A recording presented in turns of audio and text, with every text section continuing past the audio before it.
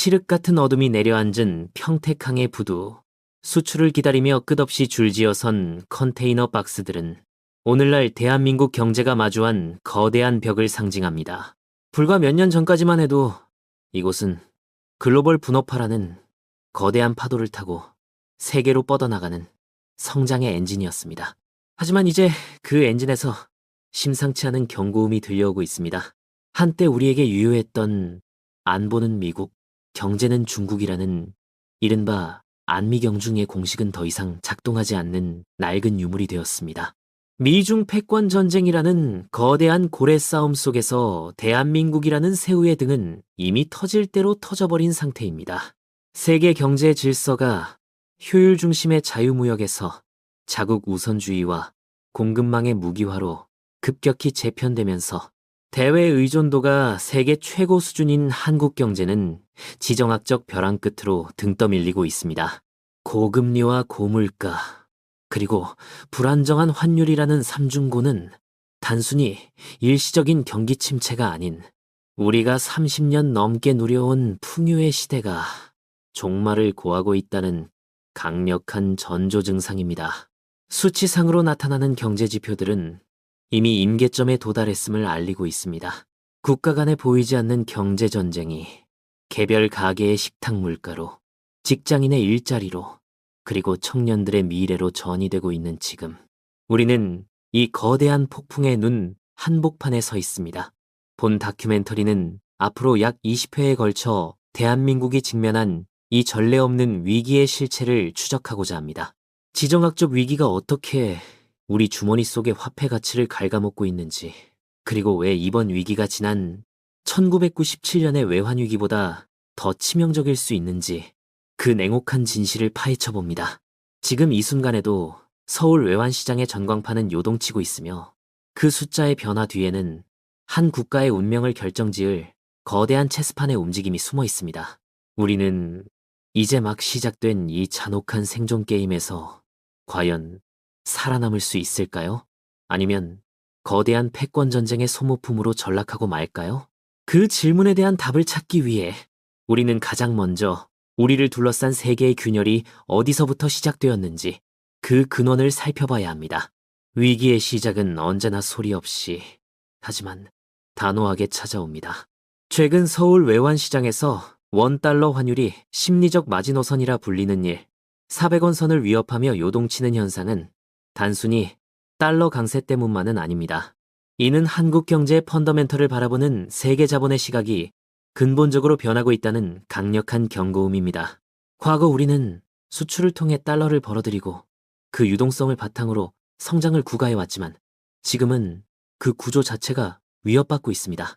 미중 패권 전쟁의 격화로 인해 한국의 최대 수출국이었던 중국 시장에서의 점유율은 급격히 하락하고 있으며 반도체를 필두로 한 주력 산업들은 미국의 자국 우선주의 정책인 인플레이션 감축법, 이완과 반도체법, 칩스, HAPS이라는 거대한 압박에 직면해 있습니다.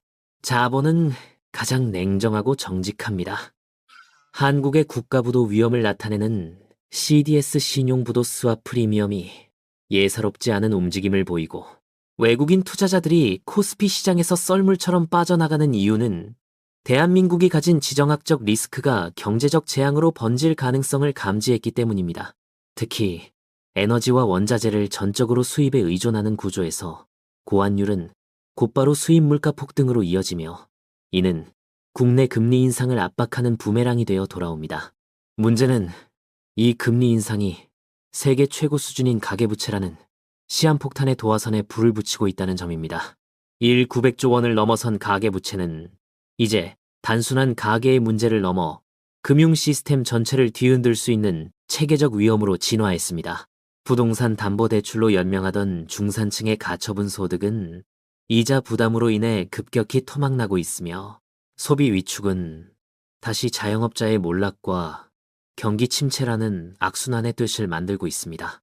거시경제 지표 곳곳에서 감지되는 이 징후들은 1997년 IMF 외환위기 직전의 상황과 소름 끼칠 정도로 닮아 있습니다. 하지만 당시보다 상황이 더 나쁜 이유는 우리를 도와줄 성장 동력이 고갈되었다는 사실입니다. 한때는 일본을 추격하고 중국을 압도했던 제조 강국 코리아의 위상은 이제 샌드위치 신세가 되어 어디로 가야 할지 갈피를 잡지 못하고 있습니다. 벼랑 끝에 선 한국 경제. 우리는 지금 눈앞의 안개 속에서 절벽 아래로 떨어질 것인지 아니면 새로운 길을 찾아낼 것인지 결정해야 하는 운명의 시간에 직면해 있습니다.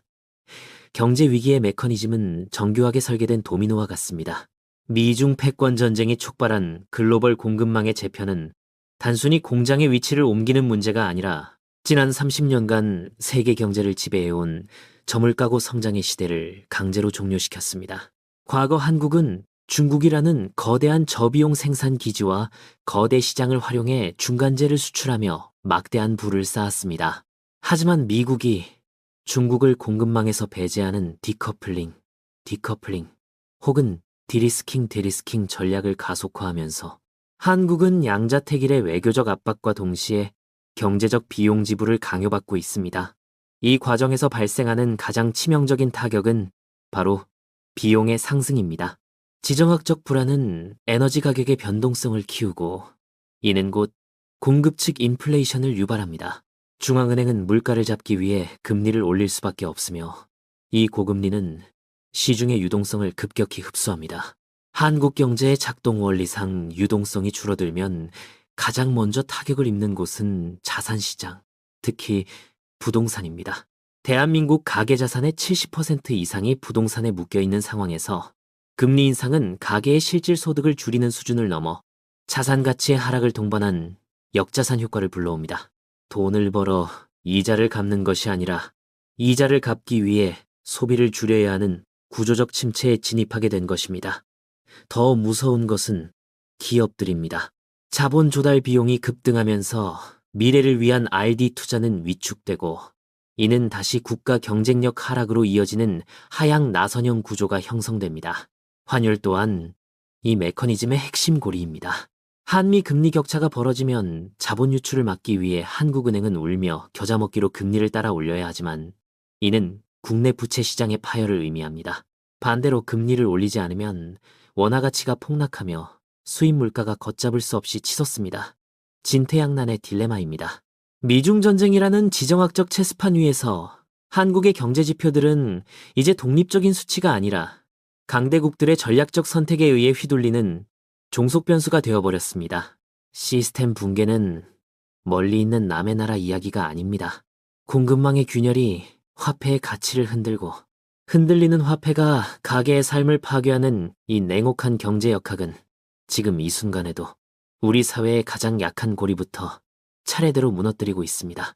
우리가 처한 위기를 객관적으로 바라보기 위해서는 시선을 잠시 밖으로 돌려야 합니다. 역사는 반복되며 경제 시스템의 붕괴는 특정 국가만의 전유물이 아니기 때문입니다. 과거 아르헨티나는 20세기 초반까지만 해도 세계 10대 경제 대국의 이름을 올렸던 자원부국이었습니다. 그러나 정치적 포퓰리즘과 방만한 재정 운영, 그리고 대외 부채 관리에 실패하며 현재는 연간 물가 상승률이 100%를 상회하는 만성적 초인플레이션 국가로 전락했습니다. 아르헨티나의 사례가 우리에게 주는 교훈은 명확합니다. 한번 무너진 화폐의 신뢰와 시스템은 다시 복구하는데 수십 년의 시간과 상상할 수 없는 고통이 따른다는 사실입니다. 2010년 유럽을 뒤흔들었던 그리스의 부채 위기 역시 시사하는 바가 큽니다. 유로화라는 단일 통화체제 안에서 독자적인 통화정책 권한이 없었던 그리스는 대외 충격에 무기력하게 무너졌고 결국 혹독한 구조조정과 함께 국민의 삶의 질이 수십 년 전으로 퇴보하는 비극을 맞이했습니다. 최근 터키 튀르키예가 겪고 있는 리라화 가치 폭락과 베네수엘라의 하이퍼 인플레이션 또한 지정학적 위기와 정책적 실책이 결합했을 때 국가 경제가 얼마나 빠르게 파국으로 치달을 수 있는지를 보여주는 실시간 표본입니다. 이들 국가의 공통점은 위기의 징후를 감지했을 때 근본적인 구조 개혁보다는 임시 방편의 유동성 공급으로 대응했다는 점입니다. 대한민국은 어떨까요? 우리는 1997년 IMF 외환 위기를 겪으며 시스템 붕괴의 공포를 직접 체험한 바 있습니다. 당시의 위기는 기업의 과도한 부채와 단기 외채 관리가 핵심이었지만 지금 우리가 마주한 위기는 그 양상이 훨씬 복잡합니다. 미중 패권 전쟁이라는 외부의 거대한 해일은 우리가 통제할 수 없는 변수이며 가계부채라는 내부의 뇌관은 당시보다 훨씬 비대해졌습니다. 아르헨티나나 그리스가 겪었던 국가 신용의 추락이 한국에서도 일어나지 않으리라는 보장은 없습니다.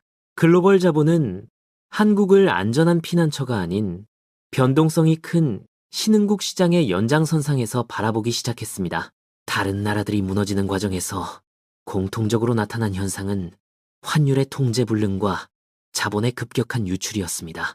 지금 한국의 외환 보유고가 충분하다는 정부의 발표에도 불구하고 시장이 불안해하는 이유는 현재의 위기가 단순한 유동성 부족이 아닌 글로벌 질서의 재편이라는 근본적인 지각 변동에서 기인하기 때문입니다.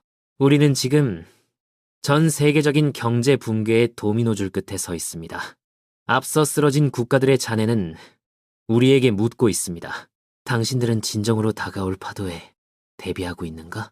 글로벌 경제의 균열이 한국 경제라는 견고한 성벽에 틈을 내기 시작하면 그 파장은 단순히 숫자에 그치지 않고 우리 삶의 근간을 뒤흔드는 실존적 위협으로 다가옵니다. 한국 경제의 가장 큰 아킬레스건은 대외 의존도와 부채 구조의 기형적인 결합입니다. 미중 패권 전쟁으로 인해 공급망이 파편화되면 가장 먼저 타격을 입는 것은 우리 수출의 대들보인 반도체와 자동차 산업입니다. 중간재를 수입해 가공하여 수출하는 한국식 성장 모델은 자국 우선주의 장벽 앞에서 높은 관세와 보조금 차별이라는 직격탄을 맞고 있습니다. 이는 기업의 수익성 악화를 넘어 국내 설비 투자 위축과 고용시장의 한파로 이어집니다. 더 큰 문제는 이러한 실물 경제의 위기가 금융시장의 변동성과 결합할 때 발생하는 폭발력입니다. 원화 가치가 하락하면 외국인 투자자들에게 한국 주식과 채권은 앉아서 손해보는 자산이 됩니다. 자본 유출을 막기 위해 한국은행이 고금리 기조를 유지할 수밖에 없는 이유가 여기에 있습니다. 하지만 이 고금리는 이미 한계에 다다른 국내 자영업자와 가계의 목을 죄고 있습니다. 원자재 가격 상승으로 인한 물가 폭등이 가계의 실질 구매력을 떨어뜨리고 동시에 늘어난 이자 부담이 소비를 극단적으로 억제하는 스태그플레이션의 공포가 현실화되고 있는 것입니다. 특히 자산의 대부분이 부동산에 쏠려 있는 한국인들에게 부동산 가격 하락과 대출 금리 상승의 이중고는 중산층의 붕괴를 가속화하는 기폭제가 됩니다.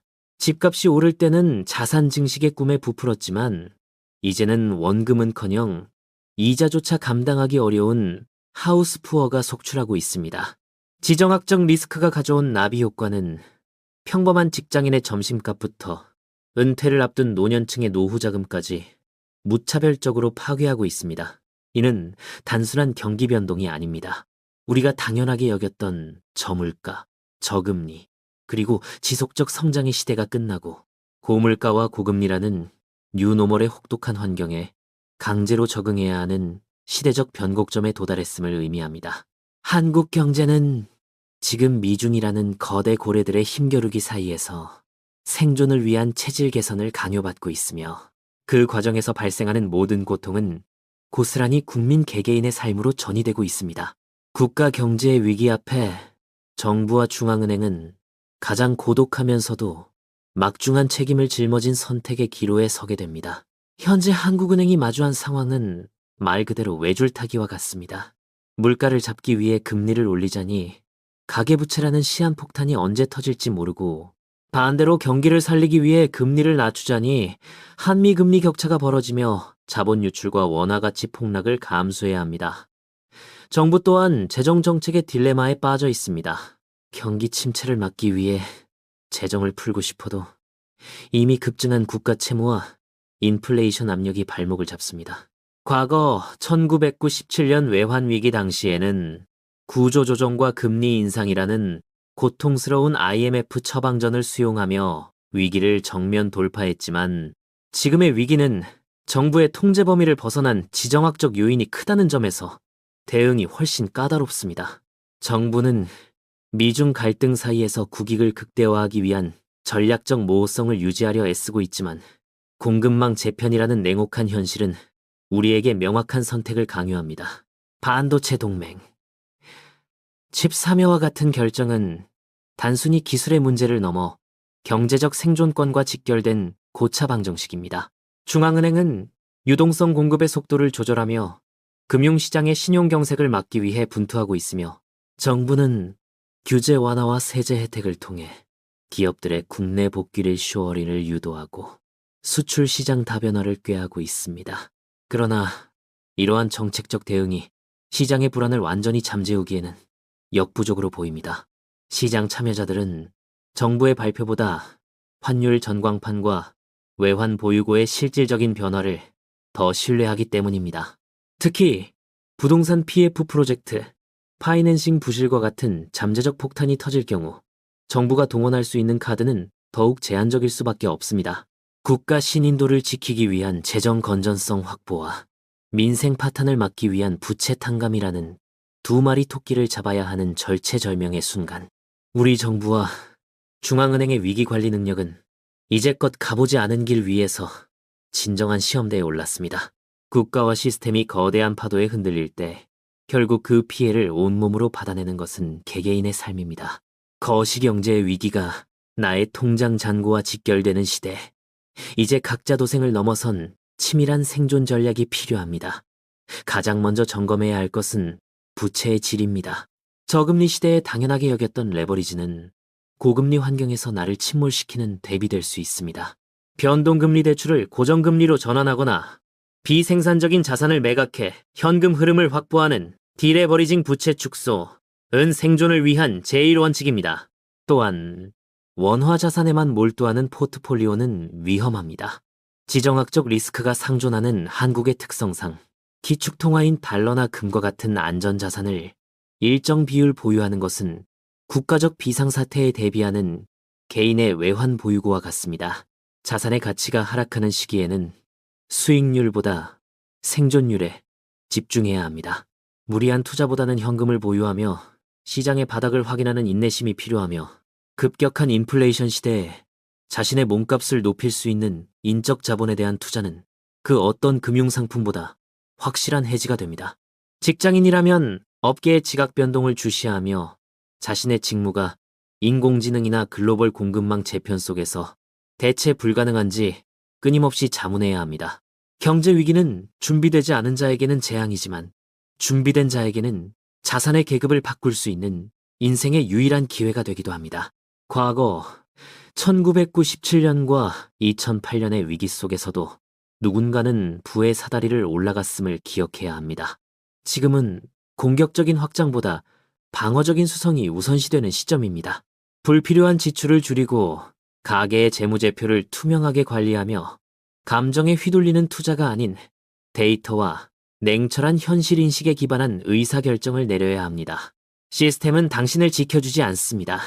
오직 깨어있는 인식과 선제적인 대응만이 다가올 거대한 폭풍 속에서 당신과 당신의 가족을 보호할 유일한 방패가 될 것입니다.